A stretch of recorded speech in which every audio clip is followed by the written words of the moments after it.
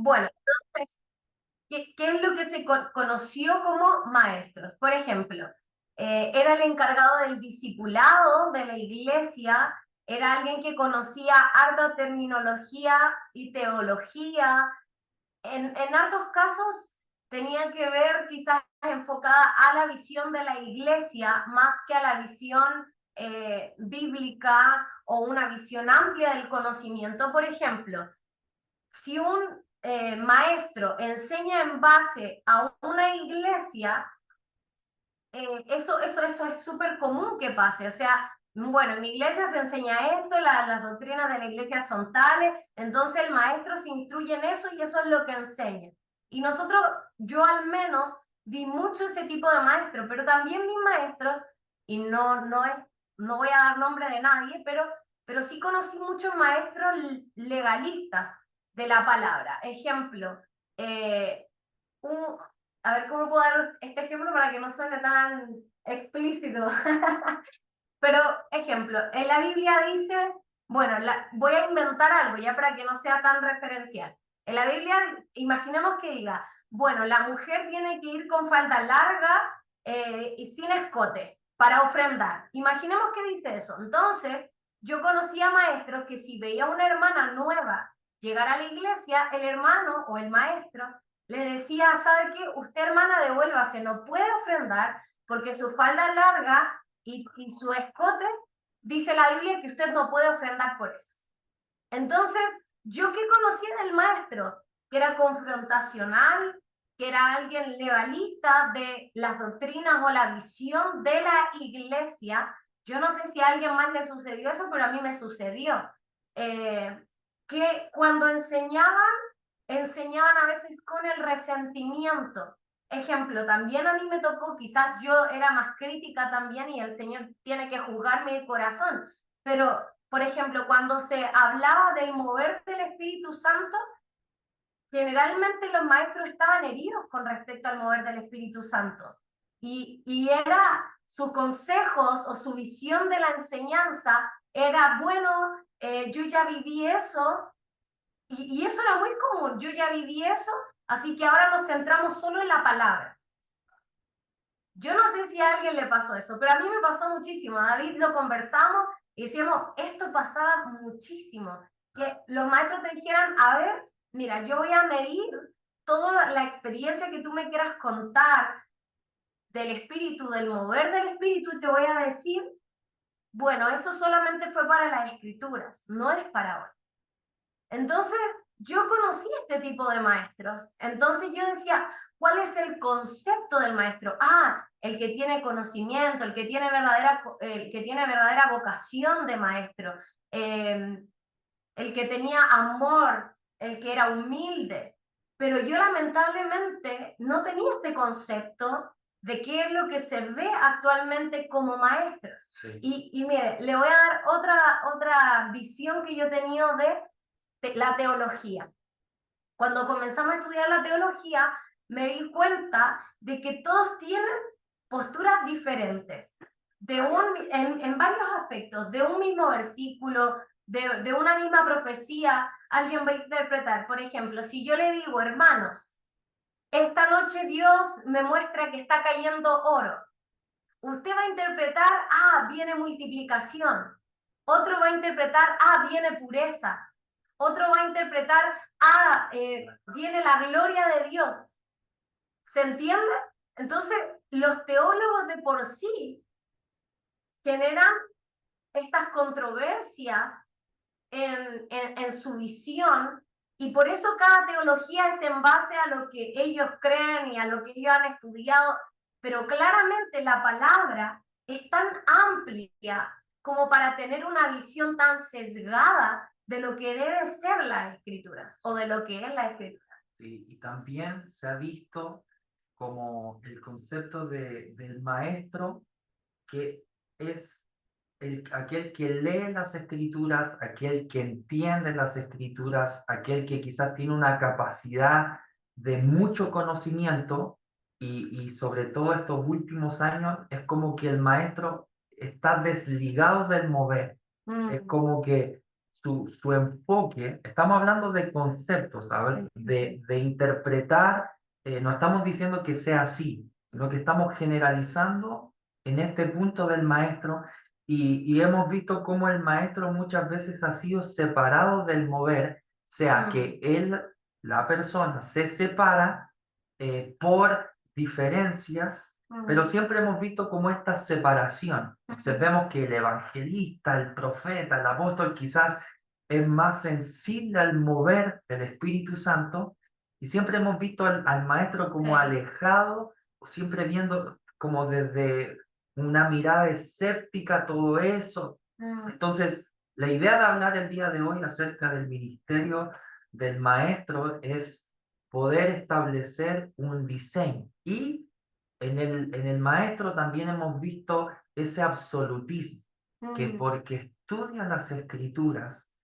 ese absolutismo ha llevado a la iglesia a ser mediocre en muchas cosas, porque una revelación de Dios se tiene que disfrutar, pero a medida que yo voy masticando eso, me voy dando cuenta que eso se va a ir ampliando, o sea, es lo que hemos dicho muchas veces, o sea, todos sabemos la obra de la cruz, todos nos sabemos la historia, cómo Jesús fue a la cruz, perfecto.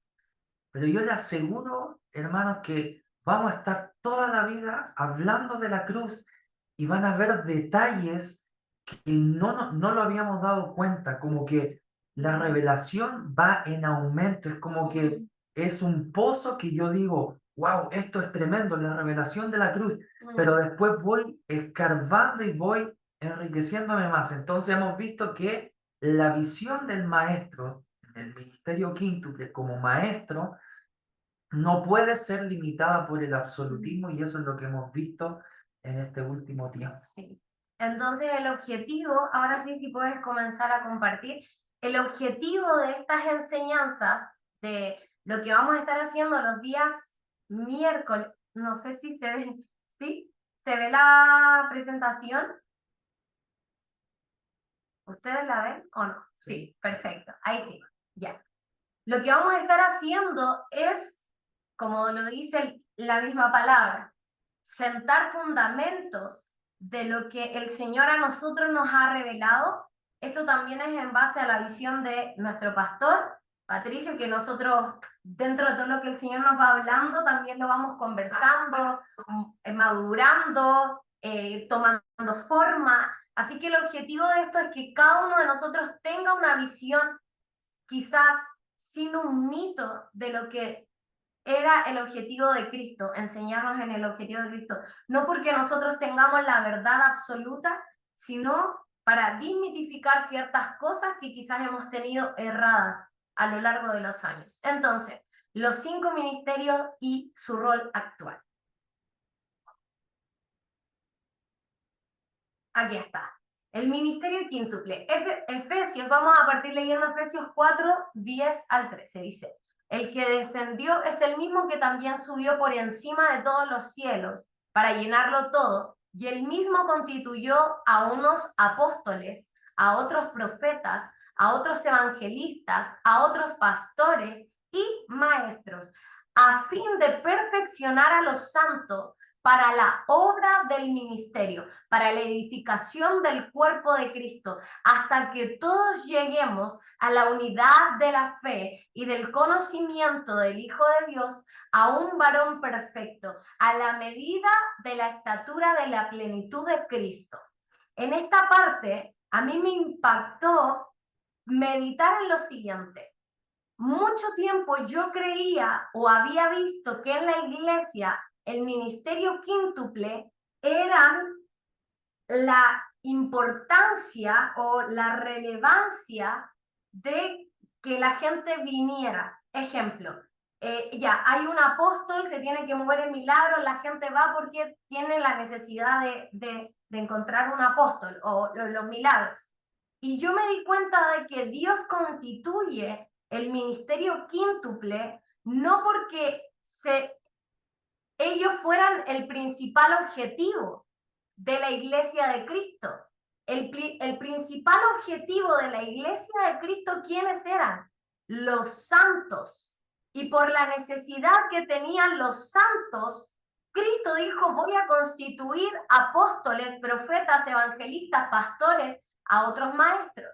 Entonces, ¿qué es lo que esto nos va a dimensionar? Que el ministerio quíntuple es la respuesta a la necesidad de los santos, de la iglesia. No es que el ministerio quíntuple esté sobre un santo, sobre la congregación. Ellos están bajo la congregación, al servicio de la congregación, para que los santos sean edificados. ¿Se entiende? Entonces, si nosotros miramos desde esta perspectiva el diseño del ministerio quíntuple, entendemos que esto es estar al servicio. ¿Por qué? Porque hay una necesidad dentro del cuerpo de Cristo, dentro de los santos. Entonces quiero hablar de lo siguiente. ¿Cuál era la necesidad que Dios vio al mirar a los santos, al mirar la iglesia, al mirar esta nueva humanidad que quedó luego de que Cristo estaba aquí, ascendió a los cielos y dijo como, necesito constituir algo porque ellos tienen una necesidad? Y él dijo, hey, ellos necesitan sabiduría. Por eso yo les voy a enviar maestros. Entonces el orden no es, hey, busquemos al maestro para adquirir sabiduría porque la iglesia necesita ser edificada. Es al revés. La iglesia necesita alcanzar sabiduría, por eso Dios les envía maestros. ¿Se va entendiendo? Que el maestro finalmente es la respuesta a la necesidad de la iglesia, que su nombre era la sabiduría. ¿Ok? Entonces avanzamos. No sé si se dio clic. Y también complementar en lo que dice Tabita, como enfatizar en eso, que los 5 ministerios, que obviamente lo vamos a enfocar en el maestro, el objetivo, como dice Tabita, es, y por eso también en un comienzo Tabita comentaba que vamos a ir quebrando cosas, porque tenemos conceptos, que esos conceptos que el Señor nos ayude a que si no vienen de Él sean quitados, pero hemos visto cómo quizás usted, yo o la iglesia ha visto cómo en estos pastores, apóstoles, profetas, maestros, evangelistas, ellos se han enseñoreado de la iglesia. Entonces vemos al mega apóstol, al mega profeta, al mega tal, y obviamente uno ve, si ve desde esa perspectiva, uno ve una brecha muy grande y se siente pequeño. y nos sentimos pequeños porque decimos, ellos son los ungidos del Señor, ellos son los llamados y yo solamente estoy aquí para apoyar. Entonces, mucha pueblo del Señor tiene esta visión, por y eso los idolatra. y los idolatra, pero también tiene esta visión de que solamente unos pocos son los que han sido llamados para la obra del Señor. Entonces, cuando uno tiene este lente, ve todo inalcanzable, pero de acuerdo a lo que nosotros hemos entendido en la Escritura al ver el ministerio quíntuple, como la base, ahí yo entiendo que cuando hay pastores, profetas, evangelistas, eso ellos me tienen que impulsar a más.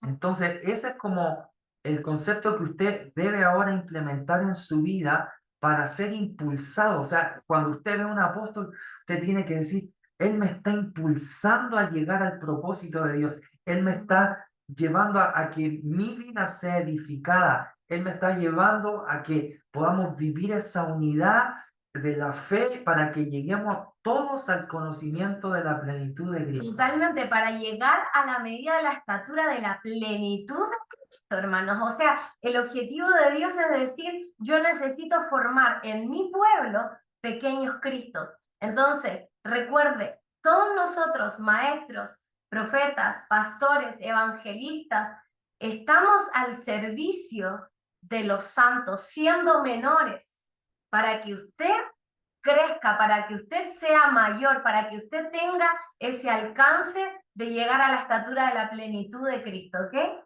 Entonces, sigamos avanzando. Acá esto lo engloba. la necesidad de los santos.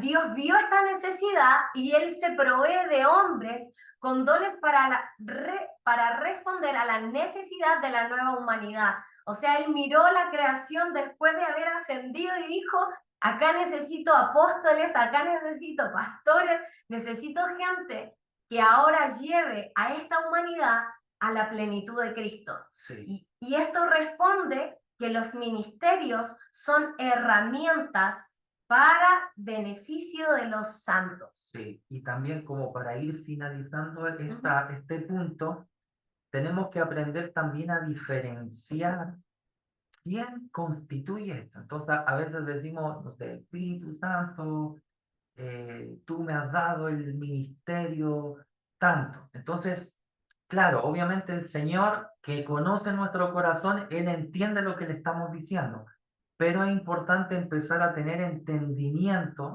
de que Jesucristo es el que constituye los ministerios. O sea, yo no me hago apóstol, yo no me hago evangelista, yo no me hago profeta, sino que Jesucristo es aquel que constituye y constituyó el ministerio en cada uno de ustedes. Entonces, eso es muy importante hacer la diferencia, ya que los dones los da el Espíritu Santo y los dones se pueden pedir, se tienen que anhelar celosamente, se tienen que codiciar, dice algunas versiones. Eso yo lo puedo alcanzar, puede que yo no lo tenga, pero si lo pido, Dios me puede dar eso. Pero en cambio el ministerio que es constituido por Jesucristo es algo que uno es el diseño que Dios nos dio en particular. Amén. Entonces, la sabiduría de lo alto, el Padre dijo, bueno, necesito a alguien que les entregue sabiduría. ¿Por qué? Enfocado en el ministerio del Maestro. Santiago 3, 13 al 18. ¿Quién es sabio y entendido entre vosotros? Muestre por la buena conducta sus obras en sabia mansedumbre. Pero si tenéis celos amargos y contención en vuestro corazón, no os jactéis ni mintáis contra la verdad, porque esta sabiduría no es la que desciende de lo alto, sino la terrenal, animal, diabólica. Porque de donde hay celos y contención, ahí hay perturbación y toda obra perversa. Pero la sabiduría que es de lo alto es primeramente pura, después pacífica, amable, benigna, llena de misericordia y de buenos frutos, sin incertidumbre ni hipocresía, y el fruto de justicia se siembra en paz para aquellos que hacen la paz. Entonces Dios mira y dice, necesito ungir a alguien, necesito comisionar a alguien que esté dispuesto a ser manso, a ser lleno de sabiduría, a tener un corazón sano, a tener buenas costumbres, a ser mansos. O sea, el Padre está diciendo, necesito que alguien tenga este corazón para que comience a bajar los diseños del Padre, que la sabiduría que Él tiene, todo conocimiento, y que tenga acceso a Él para que esa sabiduría comience a descender a la tierra a fin de que los santos sean perfeccionados. ¿Ok? Entonces, en la palabra de Efesios que leíamos del ministerio quíntuple, cuando hace llamar la palabra maestros, esta palabra en griego es didáskalos, que es maestro, ¿ok? Eso es en griego. Estaba pensando mucha información de una, pero estaba meditando que cuando estaba estudiando esta parte, algo que usted también debe entender, que la palabra también rabí, cuando a Jesús le decía maestro, también tiene esta palabra didáskalo, ¿sí? Que tiene ahí una relación. Está escrito más de 56 veces en el Nuevo Testamento esta palabra maestro. ¿Y qué es didáskalos? En término griego proviene del verbo didasco, que enseña, instruye, explica con claridad, transmite conocimiento de manera formativa. En la implicancia griega y judía, el maestro era un formador de discípulos, alguien que moldea la vida del aprendiz, ¿ok? O sea, aquí vamos a entrar profundo. El maestro ya no es simplemente el que te enseña o el que tiene el conocimiento. El objetivo y el diseño del maestro es formar discípulos a través de qué? De que su enseñanza moldee la vida del aprendiz y éste se convierta en pequeño Cristo. En la tradición judía era equivalente al rabí, pero en el griego amplía el sentido hacia alguien que instruye con un fundamento ético y espiritual. ¿Ok? ¿Entendió hasta ahí? Que usted le quede esta palabra grabada. Didáscalos, que es maestro, ¿ok? Según Efesios 4, del 10 al 13, el objetivo y en la traducción de maestro es didáscalos es maestro, instructor y formador. Cuando yo leí esto, en mi corazón fue como si estuvieran cayendo velos, velos, velos, velos, porque de alguna otra manera un pastor comienza a ejercer su llamado en enseñar, ¿cierto? O sea, el objetivo del pastor es instruir, es enseñar, es exhortar, pero yo decía, qué fuerte es que yo lo había alejado de mi mente de entender, Señor, yo necesito ser bautizada, impartida por este don de maestro. ¿Para qué? Para que yo también pueda formar, no solamente tener ovejas y cuidar la grey, sino que vayamos formando discípulos. O sea, hay gente que dice, mire, yo quiero ser discipulada, pero ¿qué quieres? ¿Conocimiento? ¿O quieres que alguien comience a moldear tu vida? Que alguien comience a caminar contigo y te diga, hey, este no es el camino. Discipulado no es que alguien simplemente te enseñe, mira, el original del bautismo es tal, de tal bautismo, etcétera, o que tenga simplemente conocimiento. El maestro tiene el deber de ser un instructor y alguien que forma. O sea, Jesús, por eso tuvo 12 discípulos, porque era lo que él comenzó a ejercer sobre ellos, a modelar una vida nueva, a modelar los diseños que él oía del Padre para bajarlo a sus discípulos. Así que quiero que usted vaya comprendiendo qué es esto. Esta es la palabra didáscalos en griego. Sí, y también como para ir como volviendo como a tirar ahí los datos o los comentarios que Tabita nos va diciendo, como volver a enfatizar en esto, como vaya como ampliando tu visión de este ministerio.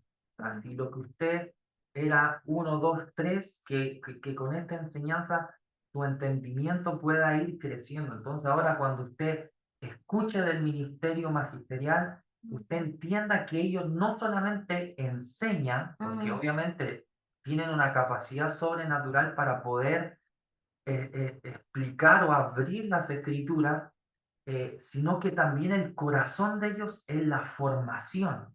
Y eso es muy importante, hermano, porque vemos que en las iglesias siempre son unos pocos los que son formados, que no digo que esté mal, pero la idea es que el cuerpo de Cristo, lo que dice Efesios 4, todos lleguemos a una estatura, todos lleguemos como cuerpo de Cristo. Entonces es muy importante que ahora su concepto, su concepción del maestro es aquel que enseña, pero que también hace discípulos y forma a la gente en esa enseñanza. Que nos instruye a la verdad.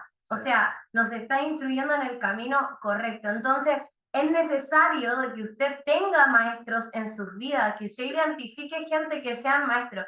Yo recuerdo que el pastor Patricio, yo cuando lo escuchaba predicar, yo decía, pero ¿de dónde conectó tantas cosas? Siempre me he admirado de eso. Como el Señor le dio una gracia y yo un día yo le digo, pastor, ¿sabe qué? Usted de verdad se mueve en el don de maestro porque tiene una revelación, lo lleva a la verdad, es práctico, nos enseña como tan fácil, algo que yo por años vi tan lejano, tan difícil de comprender. Yo decía, usted tiene un don de maestro. Y recuerdo que yo cuando lo escuchaba dentro de mi corazón, yo decía, Señor, ¿cómo me vas a poner a pastorear una iglesia si él está de pastor? Porque, o sea, yo no voy a llegar al nivel del pastor Patricio para llegar a enseñar. Me costaba verlo así porque yo decía, él, o sea, yo estudié, si hablamos de arquitectura, estudié 6 años arquitectura. Quizás me es más fácil hablar de eso, pero algo que yo no le puse el énfasis como al estudiar la palabra como él lo hizo por años, aparte que el pastor Patricio tuvo un papá que le ponía en jaque la escatología a los 6 años, 8 años, él se cuestionaba si el rapto existía o no, entonces hermano, yo no tenía ese conocimiento, y recuerdo, le contaba, creo que a mi mamá hoy día, que yo en mi corazón anhelaba tener un don de maestría para el pastorado, no porque yo buscara el lugar o porque buscar, era porque yo decía, Señor, si me estás llamando al pastorado, necesito tener este don y quiero lo que Él tiene. Y recuerdo que una vez Él ora por mí, hermano, y yo no sé cómo el Señor hizo algo en mi cerebro, en mi mente, y se lo cuento de testimonio, pero yo comencé a orar en lenguas, pasar mucho tiempo orando en lenguas, y Dios me comenzó a revelar todo, versículos, me conectaba a historia, a veces me decía textos literales, y yo ni siquiera sabía lo que decían, y yo iba escribiendo, y yo decía, wow, cómo fue creciendo mi manera de enseñar, y fue porque de verdad yo dije, Señor, esto es una herramienta. ¿Recuerdan lo que mencionamos al inicio? Estas son herramientas para el cuerpo de Cristo. El objetivo del maestro es que usted tenga suplida esta necesidad de sabiduría, esa cuota de sabiduría. Porque, por ejemplo, usted va a trabajar y quizás no tiene el tiempo de estudiar la palabra, como alguien que trabaja a tiempo completo. Entonces, ¿cuál es nuestro objetivo? Yo administro bien mi tiempo para que usted tenga recursos para ser edificado. Entonces, este instructor, el didáscalos, este maestro, tiene que estar formado en ese corazón para equipar a la iglesia de Cristo. Entonces, el fundamento de su enseñanza, el fundamento de la enseñanza del maestro. Y acá yo cuando lo leía, lo estudiaba, lo meditaba, me impactó algo profundo que yo no había escuchado antes. Dice bueno, esto me lo enseñó también el pastor Patricio. 1 Corintios 2, 10 al 13 dice, y Dios nos la reveló, ¿qué cosa? La palabra. En este contexto, Pablo les estaba diciendo a los corintios que de dónde venía su sabiduría, de dónde venía su conocimiento. Lo voy a buscar para, sí. Dice, le voy a leer lo que dice al comienzo de esto, porque ya aquí no lo puse. Dice, sin embargo, hablamos sabiduría entre los que han alcanzado madurez. Hablamos, mira, escucha esto, hablamos sabiduría entre los que han alcanzado madurez. Y sabiduría no de este siglo, ni de los príncipes de este siglo que perecen, más hablamos sabiduría de Dios, el misterio, la sabiduría oculta, la cual Dios predestinó antes de los siglos para nuestra gloria. Aquí Pablo está diciendo, a ver, ¿cuál es el origen de nuestro conocimiento? ¿Cuál es el origen de nuestra enseñanza? Y 1 Corintios 2, del 10 al 13 dice, y Dios nos la reveló por medio del Espíritu, porque el Espíritu todo lo escudriña, aún las profundidades de Dios. Pues, ¿quién de los hombres sabe lo íntimo del hombre, sino el Espíritu del hombre que está en él? Y así también nadie ha conocido las cosas de Dios, sino el Espíritu de Dios. Y nosotros no hemos recibido el Espíritu del mundo, sino el Espíritu que proviene de Dios, para que sepamos lo que Dios nos concedió gratuitamente, lo cual también hablamos, no con palabras enseñadas por sabiduría humana, sino con las enseñadas por el Espíritu, adaptando lo espiritual a lo espiritual. Y algo que me impactó es que yo dije, ok, la base del conocimiento del maestro, la base de su fundamento, ¿qué es? Es la comunión íntima que tiene con el Espíritu Santo. O sea, la base del maestro no es el conocimiento, la base del maestro no es la sabiduría, la base del corazón del maestro es la comunión íntima con el Espíritu de Dios. El objetivo de Pablo no era hacerse el más sabio entre todos los filósofos de ese tiempo. Imagínense que él se enfrentaba a todos los filósofos que estaban en esa época, pero su objetivo no era parecer ni ser ese ejemplo de sabiduría, sino que él decía, hey, todo lo que he visto hacer de mi Padre, como Jesús también lo dijo, todo lo que he aprendido por medio del Espíritu, lo que por medio del Espíritu se me ha sido revelado. Entonces, como decíamos al inicio con David, el maestro no debería ser ajeno al mover del Espíritu. El maestro no debería ser alguien que esté en contra del mover del Espíritu. ¿Por qué? Porque si no vamos a entender que si el maestro no cree en el mover del Espíritu, su conocimiento está envanecido en base a una sabiduría humana. Porque si un maestro niega la eficacia del Espíritu Santo, entonces solo su conocimiento es vacío. Porque el objetivo de Pablo, como él decía, lo que yo enseño se me ha sido revelado por medio del Espíritu.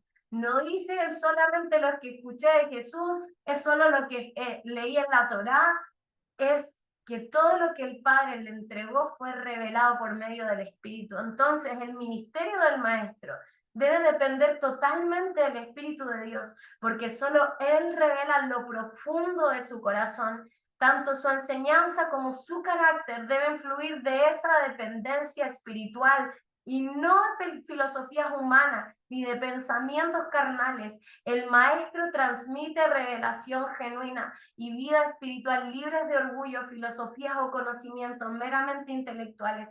Yo meditaba mucho cuando Jesús confrontaba a los rabinos y luego voy a hablar un poco de eso, pero yo decía qué fuerte haber tenido el conocimiento pleno, literal, textual de la palabra. Y aquí Pablo les termina diciendo algo y que yo se lo leía a David, que dice, porque si hubieran conocido la sabiduría de Dios, si hubieran conocido esta sabiduría de Dios, dice, nunca hubieran crucificado al Señor de la gloria.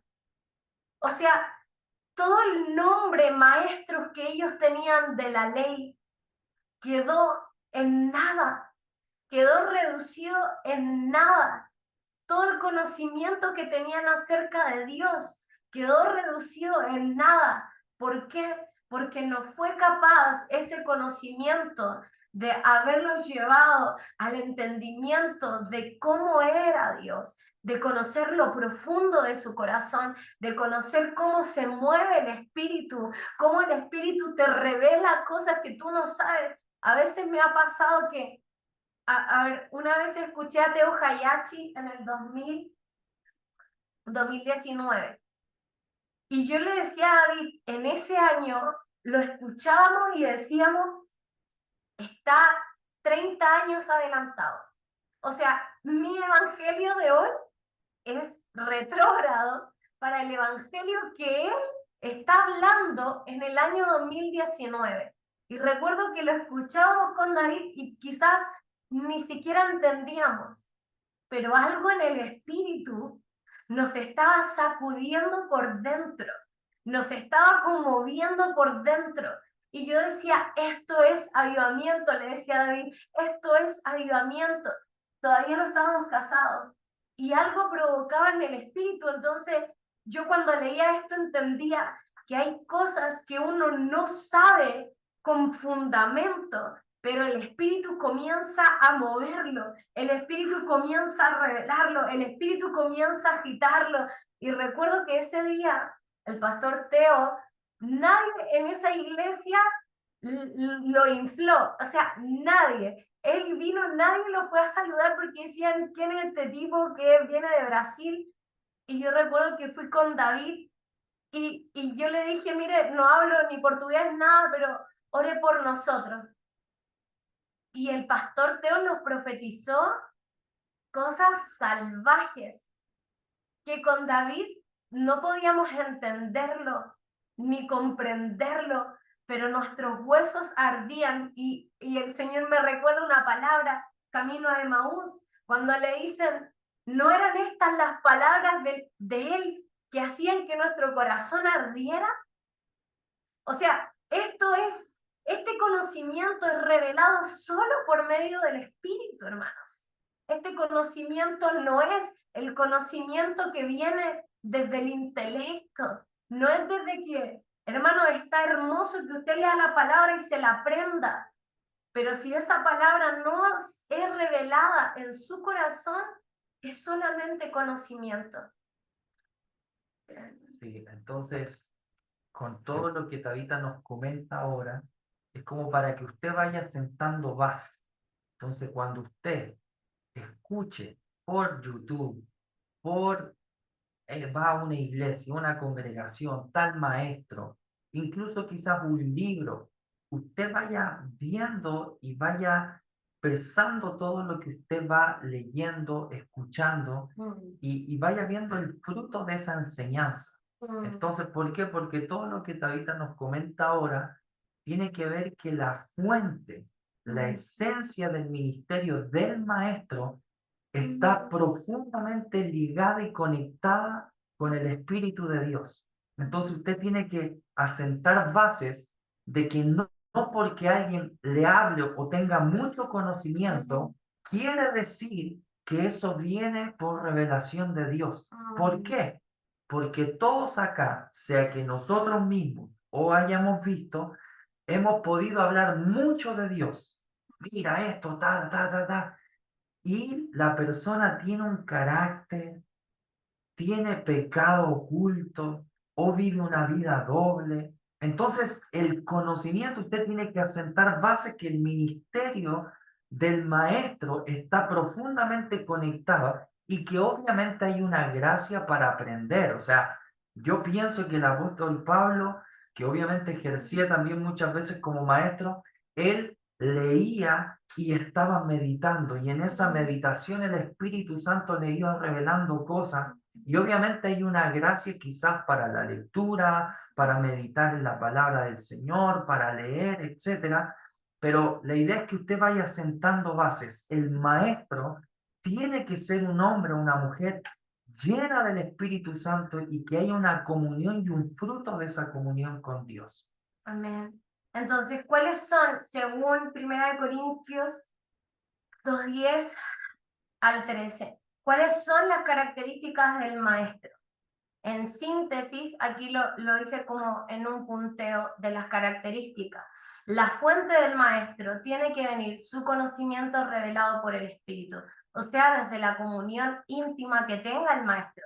¿Usted cómo va a decir, hoy de quién quiero aprender? Vea cómo es su comunión con el Espíritu, para saber si ese conocimiento es el que usted necesita.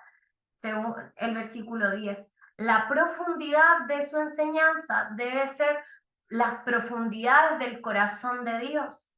El contenido de la enseñanza tiene que mostrarnos que todo esto fue dado por gracia.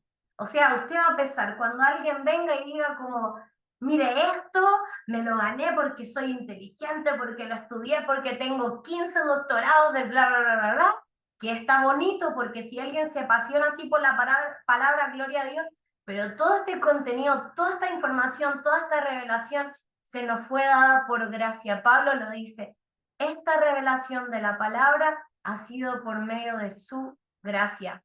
Las palabras tienen que ser reveladas por el Espíritu desde su comunión íntima, la relación acomodada a lo espiritual, de lo espiritual a lo espiritual. Ahí me comí una letra, acomodada de lo espiritual a lo espiritual. El resultado del corazón de este maestro es alguien que disipula, que fortalece y que va a ver como resultado vidas transformadas. Y el fruto de las enseñanzas de este tipo de maestros va a ser la humildad, la sabiduría, la unidad, edificar a Cristo dentro de nosotros. Amén. Entonces ahora quiero darles el ejemplo de Jesús como él como fue como maestro. ¿Quieres leerlo tú? Sí, dice Juan 13, 12 al 16, dice, así que después que les hubo lavado los pies, tomó su manto, volvió a la mesa y les dijo, ¿sabéis lo que os he hecho? Vosotros me llamáis maestros y señor, maestro y señor, y decís bien porque lo soy. Pues si yo, el Señor y el Maestro, he lavado vuestros pies, vosotros también debéis lavar los pies los unos a los otros, porque ejemplo os he dado para que como yo os he hecho, vosotros también hagáis. De cierto os digo, el siervo no es mayor que su señor, ni el enviado es mayor de el que le envió. En esta escena, Jesús estaba lavando sus pies. Por eso volvemos al inicio. El ministerio del maestro es el servicio en respuesta a la necesidad de los santos. El conocimiento no te da un lugar, el conocimiento no te debe dar un estatus social. Para el mundo es así. Una de las cosas que yo entendí del conocimiento en la universidad es que el conocimiento a todos les daba un estatus social, un estatus entre la gente. La masonería se mueve mucho bajo el conocimiento. Hermanos, yo recuerdo que mis profesores hablaban mucho acerca de esto, como, a ver, busquemos quién es el más inteligente. Y yo les preguntaba, pero ¿cuál es el objetivo de juntarse en la masonería? El objetivo de ellos era adquirir mayor conocimiento al tener tanta gente que sabe médicos, el que sabe cirujano, el que aprendió tanto, el que aprendió tanto. Entonces ellos buscaban el poder, la riqueza del conocimiento. Y eso les da estatus en la sociedad. O sea, alguien que tiene mucho doctorado tiene estatus en la sociedad. Pero para Jesús era todo lo contrario. Todo el conocimiento era estimado algo quizás sin valor, ¿a fin de qué? De hacerse el servidor de sus discípulos y ponerse en una actitud de humildad y de humillación para que ellos aprendieran a través del ejemplo. ¿Ok? Entonces, en base a este relato, ¿cuáles son las características de Jesús el Maestro? Su fuente era el Hijo de Dios, su relación con su relación con su Padre, dependiente del Espíritu. Un carácter consecuente, enseña con su ejemplo. El carácter que él tenía sirve con humildad y era manso. En la practicidad del Evangelio, era muy práctico su Evangelio, enseña de forma pasible, invita a que seamos imitadores de él. La relación con sus discípulos, cercano, los instruye, enseña con el ejemplo. Jesús le decía a sus discípulos en un momento, hey, ya no los llamaré más servidores, ya no los llamaré más siervos, ahora los llamaré amigos íntimos. Llega un punto donde el maestro tiene esta cercanía y recordaba cuando leía esto, pensaba en por qué a Jesús se le acercaban los niños. ¿Por qué Jesús tenía esa cercanía con los niños? Porque tenía un espíritu afable. Me imagino que era tan cercano, tan accesible que ni los niños le temían. Entonces, ¿cuál es el objetivo que tenemos nosotros en nuestra vida? Tenemos que llegar a ese ejemplo, a esa relación con los discípulos. Obviamente no con todos se va a formar un lazo tan cercano, pero cuando Dios vaya levantando maestros en sus congregaciones, usted tiene que entender, quiera ser un maestro. O si usted tiene el don y dice, Señor, yo tengo un llamado para enseñar, vea y comience a instruirse en Jesús. Él es su ejemplo. El propósito de él como maestro, formar discípulos, que ellos vivan las enseñanzas que él les daba. El fruto esperado, transformar vidas, obediencia práctica, servicio y humildad. Entonces, Jesús, el maestro de maestros. Jesús, el lleno de amor, lleno de gozo, lleno de justicia, se hace el servidor de todos a fin de poder enseñar, a fin de poder corregir con mansedumbre. Había momentos donde vemos un Jesús que confrontaba a los religiosos de manera directa, o sea, él no confrontaba la religiosidad de manera pasiva o el legalismo, pero para su gente, para los santos, para la gente que lo estaba siguiendo, aún para los gentiles, él era esto, era un rabí, Era alguien que miraba y decía, tú eres mi rabí, no porque se autoproclamara, yo soy su maestro. No vemos a un Jesús que se autoproclama, yo soy su maestro, mírenme, síganme. Sino se les revelaba a la gente. ¿Por qué? Por sus frutos. Y la gente se identificaba, los santos se identifican con los maestros. ¡Wow! Él es mi rabí. Él me enseña con su ejemplo, Él me enseña con su mansedumbre. Lo veo humilde, lo veo afable. Sí, y también comentar que lo que decía Tabita de poder leer los evangelios para poder ver cómo era el carácter de Jesucristo, lo que enseñaba, lo que hacía, cómo él se movía en medio quizás de la multitud de una enseñanza y verlo desde ese lente. Pero a veces vemos las cartas de Pablo o las otras cartas del Nuevo Testamento y como que separamos a ese Jesús. Es como que si las cartas de Pablo nos describieran quizás otros aspectos o quizás separados de los evangelios. Entonces, es importante leer las otras cartas del Nuevo Testamento, pero con el lente de los evangelios. O sea, Pablo decía, imitadme a mí así como yo de Cristo. Entonces, tenemos que leer el lente de Jesucristo de acuerdo al lente de los evangelios, porque ahí es donde se muestra con claridad cómo era Jesús, cómo enseñaba Jesús. Y las cartas de Pablo vienen a reforzar lo que estaba descrito en los evangelios. Entonces, a veces tomamos mayor peso a las cartas de Pablo sobre los evangelios, lo cual obviamente es palabra del Señor, pero debería ser nuestros lentes de acuerdo a los evangelios y de acuerdo a los evangelios va a potenciar todas las cartas de Pablo. No sé si me doy a entender. Creo que es muy importante eso porque ahí en Mateo, Lucas, Marcos, Juan, describe con claridad cómo él se movía, cómo él era. Y en este caso, que estamos hablando del ministerio del maestro y también con el ejemplo de Jesucristo, ese debería ser el lente y eso quería añadir como para que prestemos atención en esto, que siento que en parte hemos desestimado los evangelios. Creo que les hemos bajado el perfil y a veces hemos sobreenfatizado. Es que Pablo decía, es que Pablo, sí, pero Pablo lo decía en base a todo lo que se dice en los evangelios. Y eso nos va a dar una perspectiva más amplia y nos va a enriquecer más la obra de Cristo por medio de los evangelios. Ahora vamos a identificar a los falsos maestros.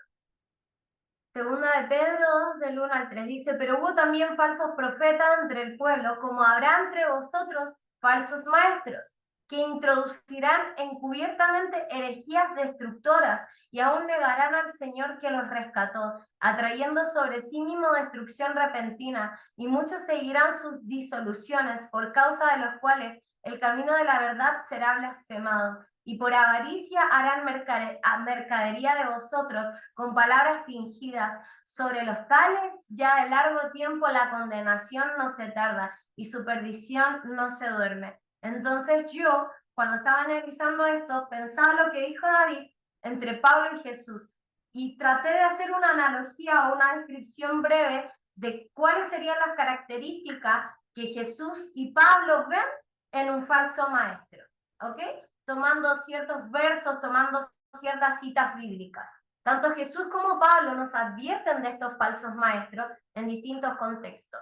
Jesús le hacía hincapié y énfasis a los fariseos, a los que eran seguidores y buscaban que la gente cumpliera la ley al pie de la letra, pero Pablo confrontaba a los judaizantes que querían que los griegos se volvieran judíos, ¿ok?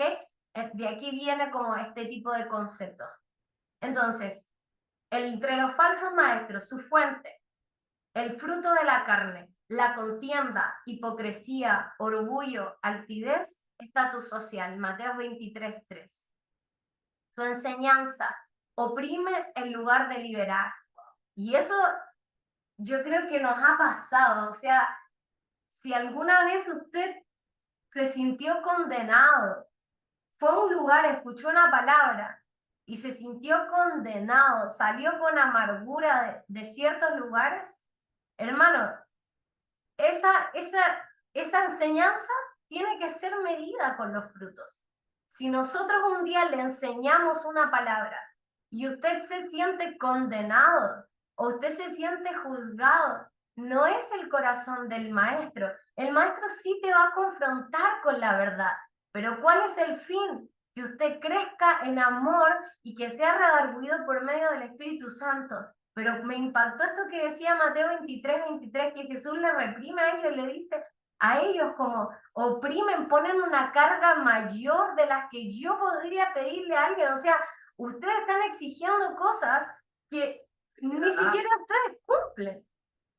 Y cuidado con esos maestros que simplemente hablan, enseñan, pero su corazón ni siquiera está cerca de esa enseñanza. Hay de escuchar a gente que hable de santidad, pero que en su corazón está lleno de fornicación y de adulterio. O hermanos que prediquen de ser mansos y humildes, pero en la casa estén llenos de ira y de contiendas. Eso era lo que Jesús le estaba reprimiendo a estos maestros. Ustedes ponen una carga que ni siquiera ustedes cumplen. Fuente del mensaje de estos falsos maestros: legalismo sin amor, ciego espiritualmente. Gálatas 2:16. Y ahí seguimos enfatizando en lo mismo, que si ustedes bien saben, somos muy explícitos en el pecado, o sea, no es encubrir y no decir las verdades, o sea, si yo estoy fornicando, soy un fornicario, si yo soy miento, soy un mentiroso. No es no decir las verdades, sino cuál es la finalidad de yo decir esa verdad. O sea, si estamos hablando de la santidad y nombramos todo tipo de inmoralidad, todo tipo de basura en el área sexual, obviamente hay que decirlo, pero el objetivo es, como decía Tabita, es que la palabra del Señor venga a confrontarme y decir, necesito de Cristo. Esto me choca, choca mi carnalidad, pero me está llevando al arrepentimiento, me está impulsando a yo desear ser transformado por la obra del Señor. Sí. Por ejemplo, yo recuerdo cuando era niña que había gente que decía públicamente, no sé, este hermano no diezmó. Y en la iglesia uno se sentía reprimido, expuesto, o este hermano no ora lo suficiente. Y hermano, eso no debería salir de nuestra boca. No deberíamos avergonzar a nadie públicamente. ¿O con qué fin se hace esto? O hablar porque aquí también les corrige que ellos buscaban para tener ganancias deshonestas. Entonces, ¿cuál sería el corazón de una corrección? ¿Cuál debe ser el corazón de decir, por ejemplo, escuchar a alguien, ustedes están llenos de odio, pero yo los perdono porque Dios dice que hay que perdonar a aquellos que nos odian? O sea, tu mensaje, más allá de confrontar a alguien, finalmente está buscando justificar tus acciones, quizás tu rechazo, quizás tu victimización. Entonces, hermanos, que Dios nos dé sabiduría para que nuestras enseñanzas, para que nuestras palabras desde un altar sean con mansedumbre, sean sabias, porque si no podemos edificar, pero a la vez podemos destruir la vida de una persona, lo que hacían los fariseos públicamente. Tú no estás cumpliendo la ley, nos vamos a volver legalistas. Pero un día yo le preguntaba al pastor Patricio, ¿cómo se corrigen ciertas cosas? Y me decía Tabita, si te pesa y te carga, es porque estás llevando tu yugo. El yugo de Cristo es ligero y es fácil. Enseñar a la iglesia es fácil, porque lo debe hacer el Espíritu Santo. Él redarguye. Deja que Él lo haga. Comienza a descansar en ciertas cosas. Y finalmente, claramente el evangelio se vuelve más ligero. La fuente del mensaje dice: legalismo sin amor, ciegos espiritualmente. Hermanos, porque aquí le reprime y le dice, ustedes son ciegos llevando a otros ciegos. Hay gente que aún sus oídos, ojos, están cerrados al espíritu. Y usted escucha gente porque parece, oye, él tiene harto conocimiento. Ojo con eso. En Gálatas 2:16, la moral, corruptos en el interior, apariencia de piadosos, pero el corazón impuro. Relación con sus discípulos lejana, no busca replicar discípulos, buscan su propio beneficio. ¿Qué buscaban? Ser vistos. Buscaban, alimenten mi ego, alimenten mis ropas, alimenten cómo me veo como un hombre que ayuna, que ora, aliméntenme de palabras, tú eres el maestro. Yo soy el único. O yo soy el único que tengo la revelación. Uy, este es el ministerio que tiene la verdad. Ay, que Dios nos ayude, hermanos, que Dios nos ayude a creer que solo nosotros tenemos la verdad de algo, que Dios venga a purificar nuestro corazón. Un doble discurso, interés en el dinero, cierran las puertas del reino, absolutamente críticos. Y en esa parte donde dice cierran las puertas del reino, dice, ustedes critican el reino, no entran ni dejan que otros entren. O sea, las críticas hacia otros ministerios nos vuelven falsos maestros. Las palabras de decir, mire, y yo lo predicaba en la activación y que me impactó el corazón de Pablo. Su frustración era correcta, porque él quería que no se mezclara el judaísmo, ni la Torá, ni la ley, ni la palabra. Su objetivo era el correcto, por eso era celoso, por eso mató a Esteban, porque él creía que era una falsa doctrina. Pero eso era una frustración personal. Y cuando Dios se revela a su vida y le muestra que era el Cristo, Pablo con esa misma osadía, valentía y todo lo que tenía, eso que lo vestía de ser el perseguidor de todos los cristianos, lo hizo ser literal, él se describe como la basura. Todo esto es basura, a fin de que Cristo crezca. Entonces, a veces nos volvemos críticos unos de otros. Este ministerio no tiene la verdad. Este ministerio. Mira, hermano, cuando yo veo cosas en otros lugares, dentro de mi corazón estoy, Señor, examíname. Si algo me incomoda, examíname, Señor, examíname. Padre, no quiero pensar esto, comienzo a hablar en lenguas, porque no quiero ser dueña de la verdad. No quiero creer que mi evangelio, que mi revelación sea la única verdad que hay sobre la tierra. El corazón del maestro es aprender para buscar la unidad del cuerpo de Cristo. ¿Ok? El fruto de los falsos maestros, división, menosprecio, gente que mira hacia abajo a los demás porque no tienen conocimiento, condenación, opuestos al amor y a la unidad. Toda iglesia o enseñanzas de maestros o congregaciones que busquen la desunión del cuerpo de Cristo por temas doctrinales, su doctrina no está sana.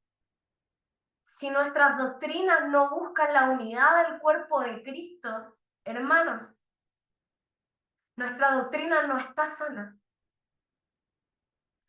Un día yo le pregunto a Dios, Señor, ¿cómo vamos a lograr la unidad? ¿Cómo vamos a lograr unidad en el cuerpo de Cristo? Si somos no, mi iglesia, otro abanderado por su iglesia, ¿cómo logro yo la unidad? Y el Espíritu me susurra y me dice, busca lo que tengan en común. No busques lo que tienen en diferente. ¿Qué es esto? Me decía, ¿creen en Jesucristo? ¿Creen en el Espíritu Santo? ¿Creen que Él resucitó y murió? Busquen las cosas que los mantengan unidos. Porque finalmente hay cosas que en las iglesias nos van a mantener divididos porque somos diferentes.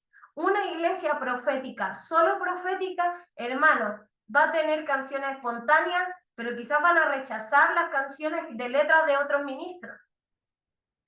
Una iglesia pentecostal va a rechazar la batería y la guitarra eléctrica. Pero si a todos estos lugares yo digo, hey, Jesús resucitó entre los muertos, nos van a decir, sí, yo lo creo. Ay, y Él vino y envió al Espíritu Santo, sí, sí lo creo. Entonces el maestro tiene que buscar la sabiduría para ir en pos de la unidad del cuerpo de Cristo. Sí, y estos últimos puntos, sobre todo del fruto, queremos también ser súper enfáticos en esto porque ahora obviamente por medio de medios digitales, YouTube, no sé si usted tiene TikTok, Instagram, vemos tanto contenido que incluso hay páginas de memes. Imagínense, hermano, ni siquiera es una iglesia tirando quizá alguna indirecta, sino una página de memes específicamente para basurear todo tipo de ministerios. ¿Qué tal ministerio? ¿Qué tal pastor? ¿Qué tal profeta? Que esto no es así. Y vemos tanta división en el cuerpo de Cristo. Entonces, nosotros nos hemos dado cuenta que los que luchan por la sana doctrina, finalmente también por esa lucha quizás con el corazón, como quizás decía Tabita de Pablo, de este cero de poder ser fieles a algo, no nos damos cuenta que el fruto ha sido la división. Entonces es un llamado de atención para que usted medite, escuche, analice, pese todo lo que usted escucha, cuáles son sus predicadores, que obviamente nosotros somos una iglesia que potencia eso, o sea, vaya a otros congresos, vaya a otras iglesias, lea libros, pero no les vamos a prohibir nunca eso, con la ayuda del Señor, que Dios nos mantenga puros siempre en ese aspecto. Pero sí el llamado de atención es, pese lo que escuche, vea el fruto. Hay unidad en lo que se habla, busca el amar al prójimo, busca amar al cuerpo de Cristo por más diferentes que seamos en la forma. Entonces usted tiene que estar muy atento con la ayuda del Espíritu Santo, sobre todo en el fruto de estos falsos maestros, que obviamente hablamos falsos maestros porque la palabra lo dice, pero los decimos con temor de Dios, de decir, o sea, yo no me atrevería hoy por hoy a decir este es falso, por ejemplo, pero sí puedo ver si su contenido, lo que se habla, no va de acuerdo a la palabra de Dios y decir, a ver, de lo que dice del 100%, lo analizo todo, lo examino todo, me quedo con lo bueno y lo malo lo desecho y que Dios le ayude y Dios me ayuda a discernir. Amén. Y vamos casi ya terminando, que este es un clásico verso, ay, es un clásico verso que yo creo que todos se saben, que dice, y no hagáis muchos de vosotros maestros. A ver, lo voy a buscar para que lo leamos.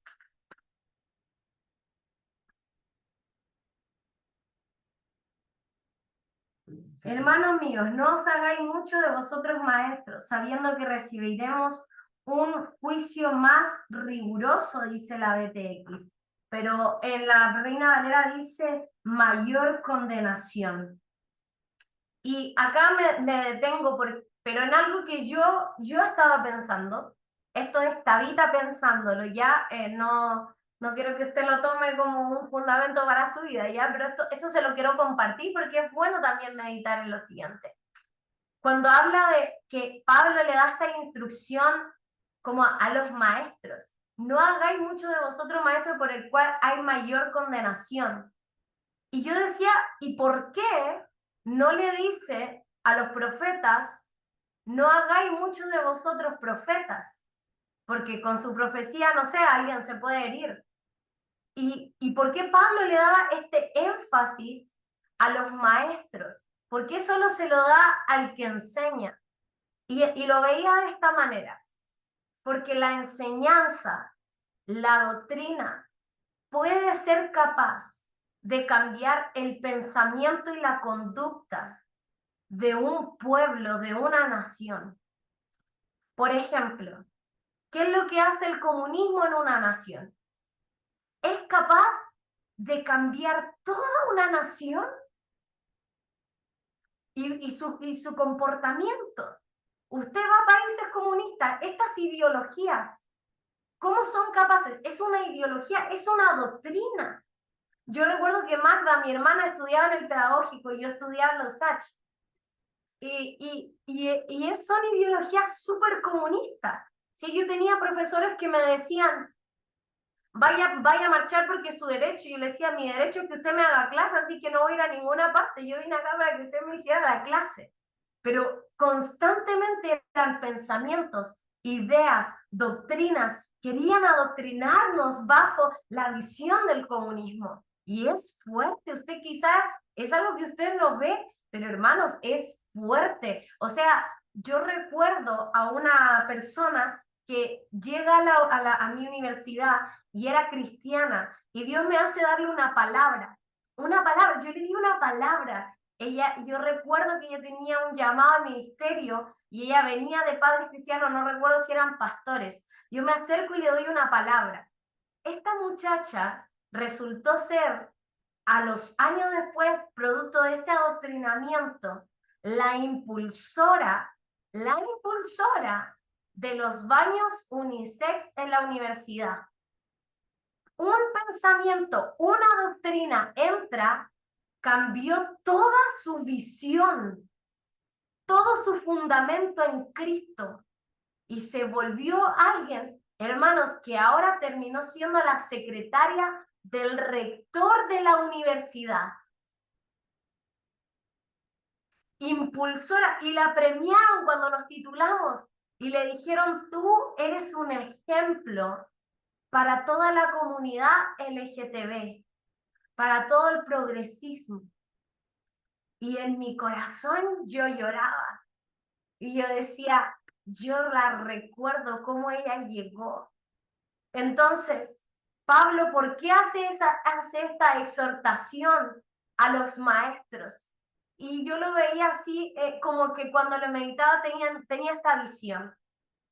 Los maestros son como imagínense esto, usted dibuja una línea, ya una línea recta. Si usted pone esa línea recta en su inicio y le cambia un grado, no más que eso, a esa línea recta, el final de esa línea ya no es recta, termina así. Entonces, la profecía, por eso Pablo dice, juzguen la profecía, porque la profecía tiene que ser pesada con la palabra, con lo que está escrito. Pero la doctrina de un maestro puede cambiar la conducta de una generación completa, de un país entero.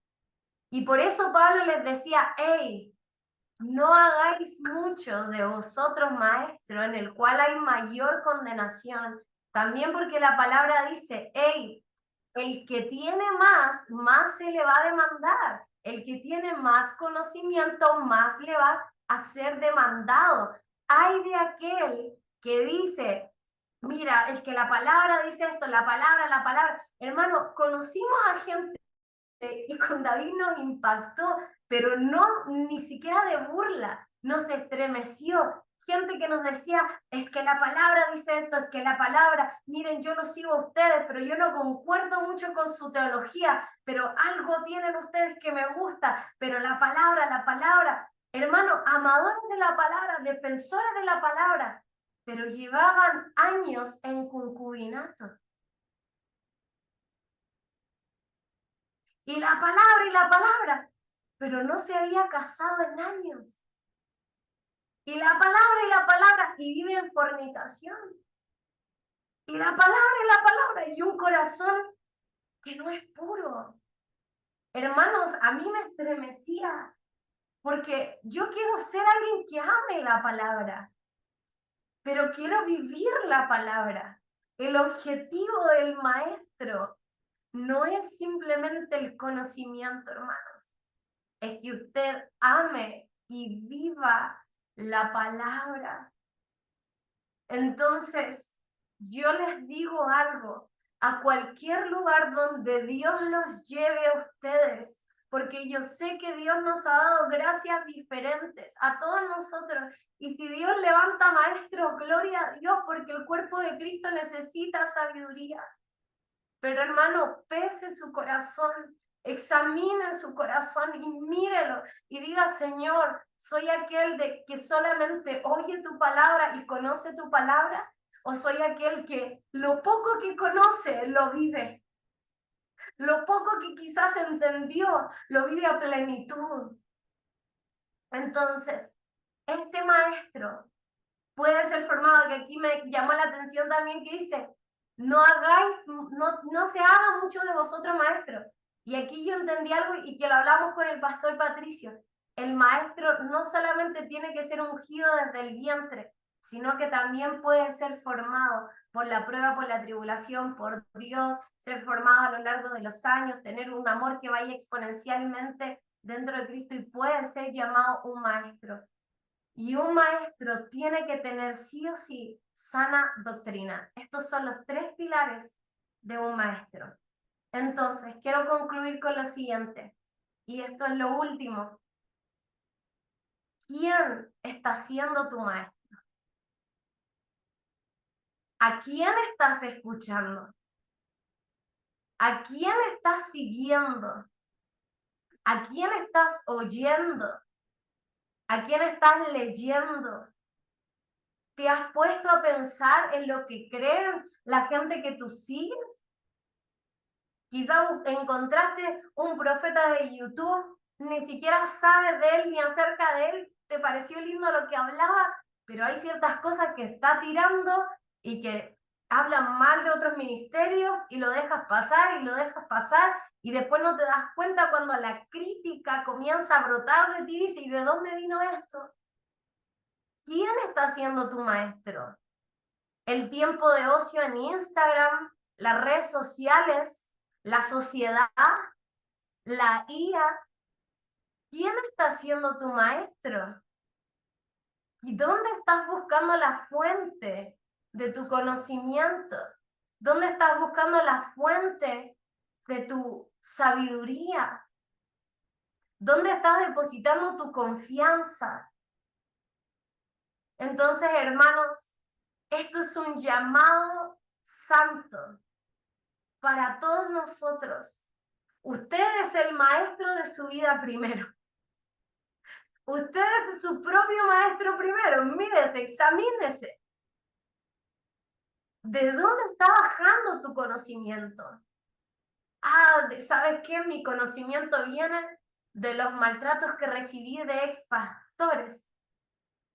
Lo que hablo es del resentimiento. Lo que hablo es de las heridas. Lo que hablo es del rechazo. ¿Quién está siendo tu maestro hoy? ¿La queja? ¿De quién aprendiste la queja? ¿O nosotros estamos siendo buenos maestros para ustedes? Esto es lo que yo siento, una confrontación en mi espíritu. ¿Estamos siendo maestros sabios, maestros buenos? ¿Cuál es el espíritu que tenemos para enseñar? ¿Cuál es el corazón que hay dentro de nosotros cuando decimos, yo voy a dar una palabra? ¿Es la satisfacción personal de cumplir el ego ministerial? ¿De sentirme escuchado o escuchada? O alguien dice, no, yo no quiero ser maestro, por eso me quedo callada. Hermana, ese tampoco debe ser el corazón. No por miedo al resultado usted no va a hacer lo que tenga que hacer, porque usted va a tener que enseñarle a sus hijos, va a tener que ser el maestro de alguien en su vida. Pero ¿qué tipo de maestro nos queremos volver? ¿Qué tipo de maestro queremos que nuestro corazón sea formado? Yo sé que mi llamado es profético, en mi caso, como Tabita. Sé que estamos ejerciendo una labor pastoral, pero también es un llamado para mí. ¿De dónde está naciendo mi fuente? ¿De dónde está viniendo lo que sale de mi corazón? ¿A quién estoy escuchando? Entonces queremos orar por ustedes. Queremos terminar esto orando por ustedes, pidiéndole al Espíritu Santo que Él venga con ese espíritu que vino sobre Pablo, esa convicción del Evangelio poderosa, esa convicción de volvernos tremendamente sabios, mansos, humildes, serviciales, afables, a fin de que con nuestro ejemplo le sirvamos a la iglesia. El líder se vuelve un maestro. Si tú tienes un cargo de líder, te estás volviendo un maestro. No puedes querer no tener conocimiento para que tú digas, no quiero tener condenación. Si tú tienes un cargo en tu iglesia, hey, te estás teniendo que poner un desafío mayor, volverte un maestro, un experto en algo que vivas, en algo que mastiques, en algo que ames. Si tienes hijos, te tienes que volver el mejor maestro para tus hijos.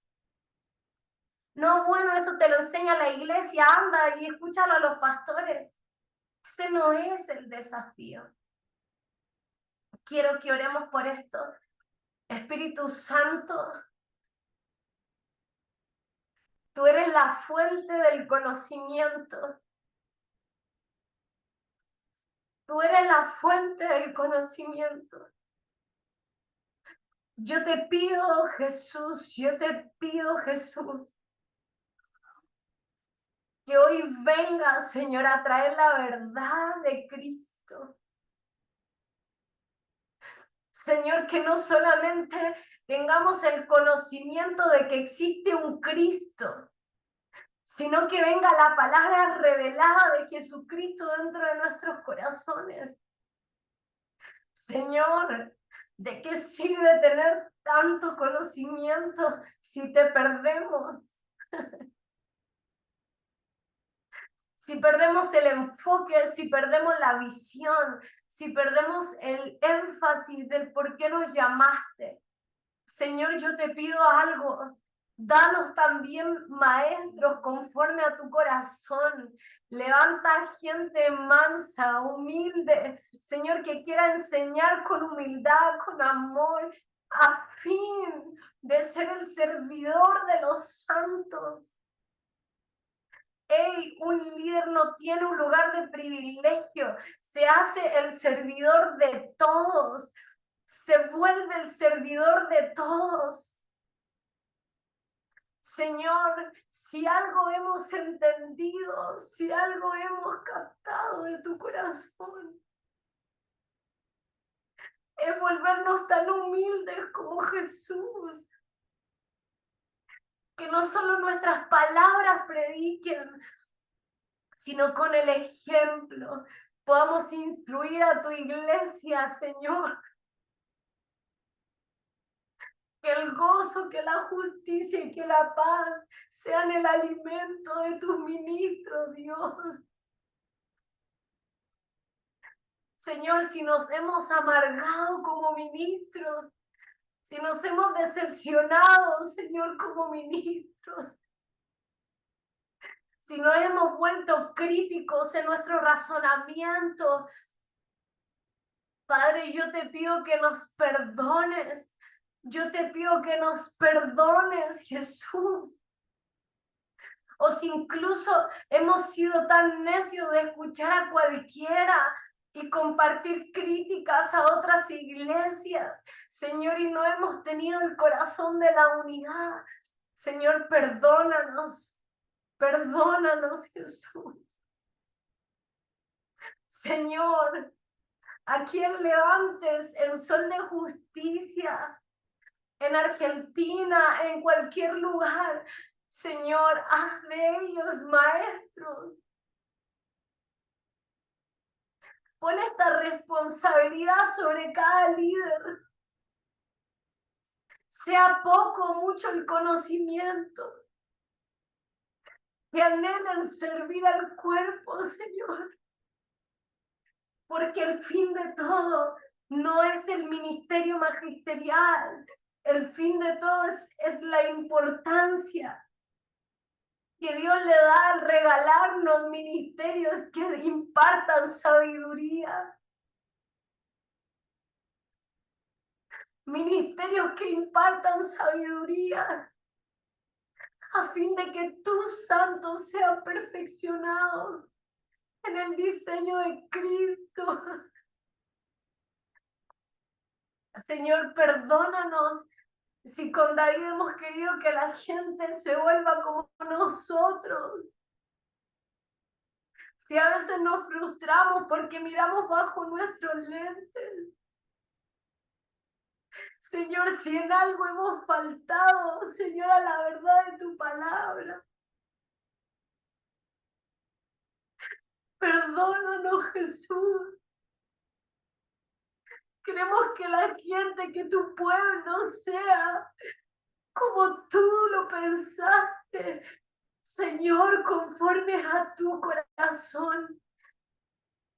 Si el lugar, si la posición nos ha puesto en un lugar muy alto de ego, Señor, ven a derribarlo esta noche.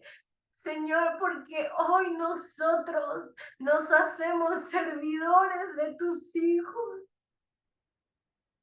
Tú no diseñaste a los maestros primero. Tuviste un pueblo que tuviera necesidad. Por eso tú enviaste la sabiduría para que fuera impartida por maestros. Danos un espíritu de sabiduría, Jesús. Danos un espíritu de sabiduría. La sabiduría que habitaba en el templo. La sabiduría que tenían los sacerdotes, Señor. La sabiduría que tenía Samuel. La sabiduría para guiar una nación, para guiar un pueblo, Dios. Y yo te pido que si alguno de mis hermanos ha tenido un trauma con las iglesias, con los ministerios, si alguien los hirió, hermanos, si alguien los hirió, les pedimos perdón. Si alguien les hirió con una falsa doctrina, les pedimos perdón. Señor, edifica a Cristo dentro de nosotros con la verdad del Evangelio. Señor, en el nombre de Jesús, Señor, imparte de tu sabiduría, Señor, sobre tu iglesia. Señor, danos esa gracia como cuerpo de Cristo, como congregación, son de justicia. Señor, de ser hombres y mujeres sabios, Señor, que son prontos para oír, tardos para hablar, Señor, que salga sabiduría de nuestra boca, que sea para edificar, Señor, sea para exhortar, Señor, sea para consolar, que las palabras, Señor, que salgan, Señor, de nuestra boca como iglesia, Señor, sean puras como tu corazón lo es puro. Señor, desatamos, Señor, esta palabra. Señor, desatamos lo que es el ministerio, Señor, del Maestro, Señor, y que eso se impregne en nuestro espíritu, Señor, en el nombre de Jesús. Señor, que no sea un entendimiento vacío, sino que sea un entendimiento que nos lleve a la transformación, Señor, de nuestras conductas, de nuestra forma de pensar, para poder pensar como tú piensas, Señor, para caminar y accionar como tú accionas, Señor. En el nombre de Jesús, Señor, lo desatamos, Señor, sobre la iglesia, sobre el sol de justicia. Señor, seremos una iglesia que caminará, Señor, en sabiduría. En el nombre de Jesús, te damos gracias por este día, Señor. En el nombre de Jesús. Amén.